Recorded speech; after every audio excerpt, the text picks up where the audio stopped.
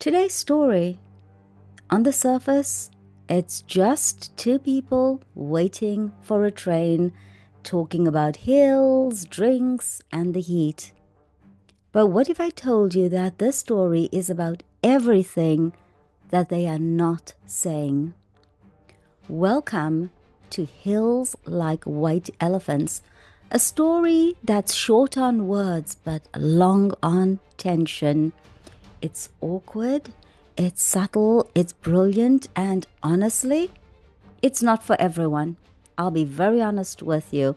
So, welcome to my channel. I'm Nas. If it's your first time here, welcome.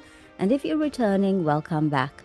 Something you may not know about me is that I focus on advanced English because there are so many great channels out there that already do beginner and intermediate. My focus is on learners who really want to get to C1, C2 level. Now, if you struggle with the story, don't hate the story. The story is brilliant. Perhaps what you need to do is take a step back, think about your real level, and start there. Don't put yourself under stress trying to understand an advanced text when you actually need to focus on maybe B1, B2, and just climb your way up slowly. You'll get there. You'll get there one step at a time. So let's be real. If you're not quite at upper intermediate or advanced level yet, this story is going to be challenging. And it's not that you're not smart, you're brilliant, you are studying another language. It's because Hemingway writes like a magician. Everything important is hidden beneath the surface. I read the story and I had to stop and think for a moment. Is this really what I think it's about? So there are layers, and I don't want you to have this impression that it's just two people having drinks and talking about the hills or complaining about the hills. It's much deeper than that. But I am going to explain it. We're going to do the reading, and at the end, I'm going to give you a full breakdown, a full, shall we say, synopsis of what this book is all about. Are you ready? Let's dive in. As we go along, I'd like you to think about what is the story really about. It's not just about a man and a woman sitting in the sun complaining about the hills. Think about it and pop your thoughts in the comments below. If you're ready, let's dive in. Hills Like White Elephants by Ernest Hemingway. The hills across the valley of the Ebro were long and white. On this side there was no shade and no trees, and the station was between two lines of rails in the sun. Beautiful opening setting. Close against the side of the station, there was the warm shadow of the building and a curtain made of strings of bamboo beads hung across the open door into the bar to keep out flies. The American and the girl with him sat at a table in the shade outside the building. It was very hot, and the express from Barcelona would come in 40 minutes. The express train, they are clearly at a railway station. It stopped at this junction, this stop, for 2 minutes and went on to Madrid. So it would seem that they are on their way to Madrid. What should we drink? The girl asked. She had taken off her hat and put it on the table. It's pretty hot, the man said. Let's drink beer. Dos cervezas, the man said into the curtain, so he's ordering their drink. Big ones, a woman asked from the doorway. So, mega size? Yes, 2 big ones. The woman brought 2 glasses of beer and 2 felt pads. So I'm going to say that the felt pads are the coasters you put on a table so you don't get those water rings. She put the felt pads and the beer glasses on the table and looked at the man and the girl. The girl was looking off at the line of hills. So in the distance, there are the hills.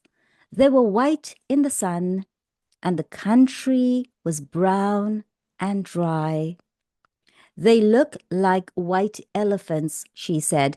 Now, at this point, I want you to really pause and think about what is a white elephant. Go ahead and Google if you want, check with ChatGPT. What is a white elephant? Because this has some bearing on the meaning of the story, the underlying layers. It's not just a man and a woman sitting in the sun and drinking. The white elephant, or also maybe the elephant in the room, the thing that they don't want to talk about. It's getting really interesting and intriguing, isn't it? I'm loving it. So let's see. Um, they look like white elephants, she said. I've never seen one. The man drank his beer. No, you wouldn't have. I might have, the man said. Just because you say I wouldn't have doesn't prove anything. The girl looked at the bead curtain. They've painted something on it, she said. What does it say? Anis del Toro. It's a drink. Could we try it? The man called, Listen, through the curtain. The woman came out from the bar. 4 reales. I think that's the price of the beers, right? We want 2 Anis del Toro. With water? Do you want it with water? The man asked the girl. I don't know, the girl said. Is it good with water? It's all right. You want them with water? Asked the woman. Yes, with water. It tastes like licorice, the girl said and put the glass down. By the way, I love the taste of licorice. I love licorice. Do you? Let me know in the comments. That's the way with everything. Yes, said the girl. Everything tastes of licorice, especially all the things you've waited so long for, like absinthe, and absinthe is another drink. Oh, cut it out. Now he's getting really annoyed with her, but I don't believe that this conversation is about alcohol, about absinthe, about licorice. Licorice has a very tart, bitter taste. So something doesn't feel good, taste good. And I'm wondering, what exactly are they talking about? You started it, the girl said. I was being amused. I was having a fine time. Clearly she wasn't. Well, let's try and have a fine time. All right, I was trying. I said the mountains look like white elephants. Wasn't that bright? Wasn't that intelligent? That was bright. I wanted to try this new drink. That's all we do, isn't it? Look at things and try new drinks. So that seems to be what their relationship is all about. I guess so. The girl looked across at the hills. They're lovely hills, she said. They don't really look like white elephants. I just meant the coloring of their skin through the trees. Should we have another drink? All right. The warm wind blew the bead curtain against the table. The beer's nice and cool, the man said. It's lovely, the girl said. It's really an awfully simple operation, Jig, the man said. It's not really an operation at all. Wow, this gets interesting. So the girl's name is obviously Jig, and they're talking about some operation. What do you think is going on here? Put your thoughts, your predictions in the comments below. Let's do this together. The girl looked at the ground, the table legs rested on, so she looked down. I know you won't mind it, Jig. It's really not anything. It's just to let the air in. This is getting deep. The girl did not say anything. I'll go with you and I'll stay with you all the time. They just let the air in and then it's all perfectly natural. Then what will we do afterward? What's the next step in this relationship, this journey? I don't think she's talking about immediately after the operation. I think she's asking, what happens with us? We'll be fine afterward, just like we were before. Nothing's going to change, the man says. What makes you think so? That's the only thing that bothers us. It's the only thing that's made us unhappy. So we have a great relationship. We've been very happy until this thing happened. What do you think it is? The girl looked at the bead curtain, put her hand out, and took hold of two of the strings of beads. And you think then we'll be all right and be happy? I know we will. You don't have to be afraid. I've known lots of people that have done it. What is the it? What is this operation? So have I, said the girl. And afterward, they were all so happy. So I've also known people who've done this operation, and you're right, they were all happy afterwards. Well, the man said, if you don't want to, you don't have to. I wouldn't have you do it if you didn't want to, but I know it's perfectly simple. So the choice is yours. If you want to do it, we'll do it. If you don't want to do it, we don't do it. The choice is yours, but I also want to tell you there's nothing complicated about it. What do you think this operation is? And you really want to? On some level, I feel like she wants him to say, no, I don't want to. I don't want to. But he says, I think it's the best thing to do. But I don't want you to do it if you don't really want to. Wow, these guys are just going back and forth like ping pong. And if I do it, you'll be happy and things will be like they were and you'll love me. So if I do this for you, for us, everything will be fine. And he says, I love you now. You know I love you.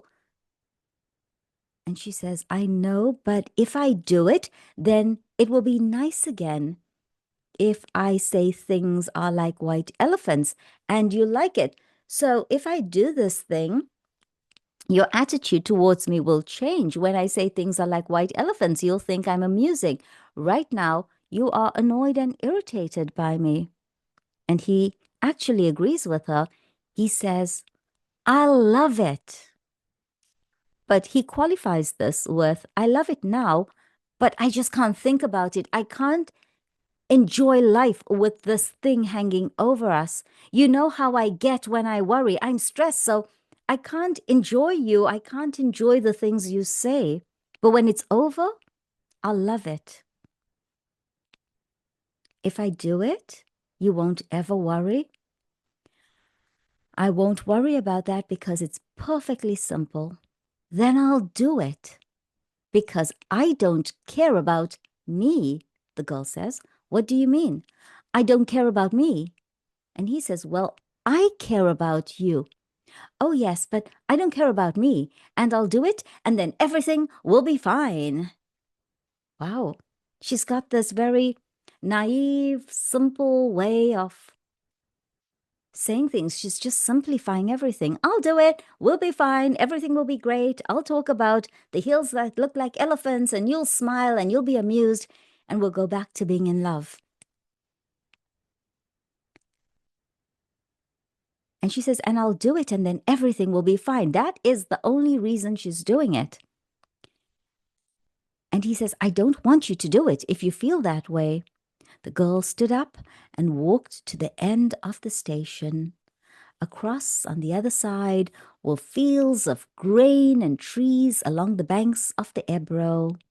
Far away, beyond the river, were mountains. The shadow of a cloud moved across the field of grain, and she saw the river through the trees. And we could have all this, she said, and we could have everything, and every day we make it more impossible. So she's looking at this beautiful green field, and there's a cloud over it. And you know, when there's a cloud over something, it blocks out the sunlight, it blocks out the joy, it blocks out the happiness. There's an idiom that we use, when we're feeling that way, when we're feeling down, and we sometimes say this clouded our judgment, like it obscured, it blocks. And she says, and we could have all this, and we could have everything. And every day we make it more impossible.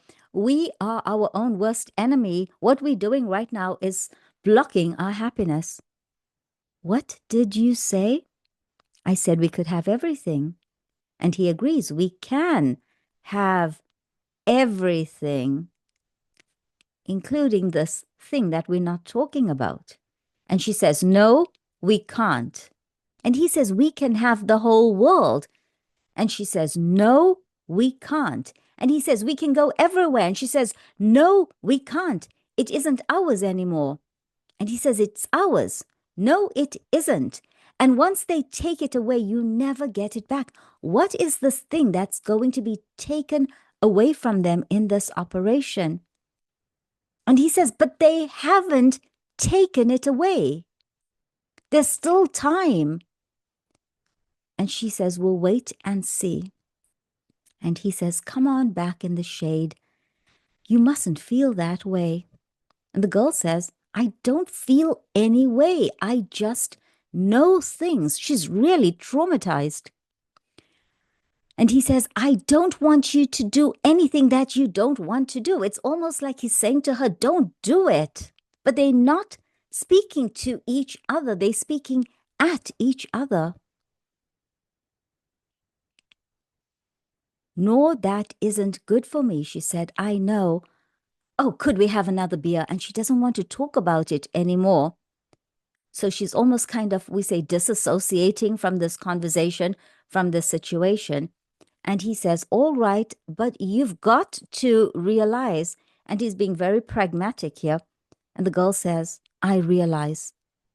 Can't we maybe stop talking? So this conversation is becoming too stressful for her.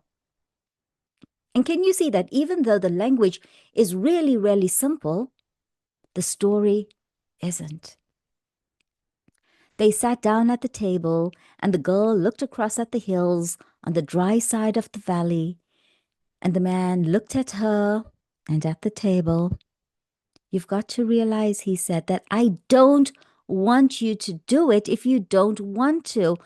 I'm perfectly willing to go through with it if it means anything to you. And she turns around and she says, doesn't it mean anything to you? We could get along. And he says, of course it does. But I don't want anybody but you. I don't want anyone else. And I know it's perfectly simple. And he's saying, I only want you. I don't want or need anybody or anything else. And then he goes back to this idea of the operation. And I know it's perfectly simple. So when he's speaking to her, he's saying two different things at the same time. I don't want you to do this operation if you don't want to do it. I'm perfectly happy with you and only you. But I also know that the operation is perfectly simple. Nothing's going to happen. What exactly does he want? What are they so afraid of saying? And that's the problem with relationships that go wrong. People don't say what's truly in their hearts. Doesn't it mean anything to you? Okay, we could get along. And he says, it's perfectly simple. And she says, yes, it's perfectly simple. It's all right for you to say that, but I do know it. Would you do something for me now? I'd do anything for you. Would you please, please, please, please, please, please, please stop talking?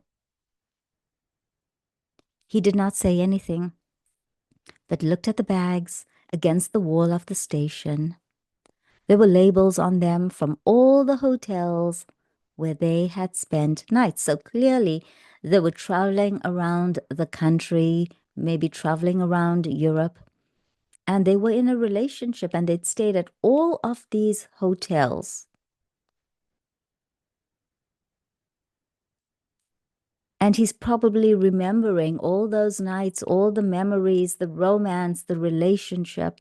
And then he says, but I don't want you to, he said. I don't care anything about it. I'll scream, the girl said, so you can see the frustration, the anxiety, the stress.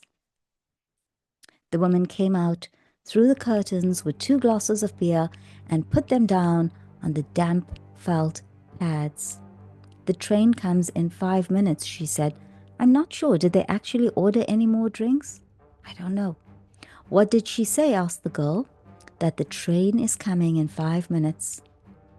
The girl smiled brightly at the woman to thank her. And don't we all do this?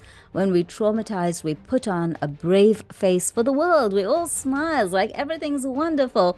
I'm on this journey to another beautiful town and another hotel, and this is all so romantic, but it's not true. I'd better take the bags over to the other side of the station, the man said. She smiled at him. So this was the moment of decision in which destiny is set. The train's coming in 5 minutes. They can stay and not go forward to this operation, or he can pick up the bags and they can go. All right, then come back and we'll finish the beer. And I think she needs to drink constantly. She needs what we call Dutch courage. She's scared. He picked up the 2 heavy bags and carried them around the station to the other tracks. He looked up the tracks but could not see the train. Coming back, he walked through the bar room where people waiting for the train were drinking. He drank an anise at the bar and looked at the people. They were all waiting reasonably for the train. He went out through the bead curtain. She was sitting at the table and smiled at him. Do you feel better? He asked. I feel fine, she said. There's nothing wrong with me. I feel fine. She's clearly not fine. Phew, that was a lot. So now that you've sat at that table with Jig and the American, what do you think the story was really about? Now, on the surface, it's all small talk. Hills, beer, the shade. But under the calm, there's a storm. There's fear, there's pressure, there's manipulation, there's silence. And those white elephants, what are they? What is a white elephant? Well, the white elephants, they're a metaphor. They're a metaphor for the pregnancy, for the thing that no one wants to talk about, the elephant in the room, or a white elephant is something that's useless, okay? And it's the thing that no one wants to name. And in this story, in this beautiful short story, Hemingway never mentions the word abortion. Not once does Hemingway write the word abortion, but you feel it. You feel it in the pauses. You feel it in what's not said. The English is really simple, but the story is so complex. And that's the thing about Hemingway. He writes like an iceberg. Only a little is visible, but there's a whole emotional world underneath. And what's going on in the story as they sit here at the table? Well, Jig is torn. She doesn't know whether she wants to have the abortion. She doesn't want to have the abortion.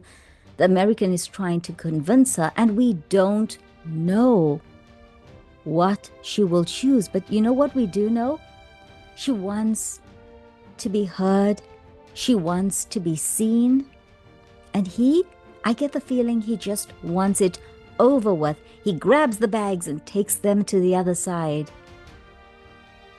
He could have made the decision to not take those bags, not get onto that train. There's a beautiful English quote. It is in the moments of our decision that our destiny is set.